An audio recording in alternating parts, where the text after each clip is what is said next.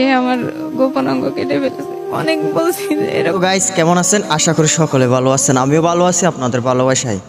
স্ক্রিনে তাকে এই ভদ্রলোকটিকে দেখলে আপনারা বুঝতে পারবেন, আসলে তাকে দেখলে বোঝাই যায় না এত বড় একটা হারামি এবং এত বড় একটা নিষ্ঠুর। এমন সন্তান যেন কোনো মায়ের গর্ভে না জন্মাক, আবার এমন সন্তান যেন কোনো স্ত্রীর স্বামী না হোক। কেমন জুলুমটা করা হয়েছিল এবং কেমন নির্যাতনটা করা হয়েছিল তার নিজের স্ত্রীর উপরে। আজকে এদের মতো টুপিওয়ালা লোকদের জন্য আজকে আমাদের সমাজের মৌলবীরা পর্যন্ত নিচু নেমে গেছে। আসলে আমি কি বলবো এদের ইজ্জতের কথা, চলুন আমরা বোনের মুখ থেকে শুনে আসি। ইমামতি করে, তো সে আমার গোপন অঙ্গ কেটে ফেলেছে। অনেক বলছি যে এরকম করেন না, আমার ভয় লাগছে, আপনি প্লেট দিয়ে কি করবেন।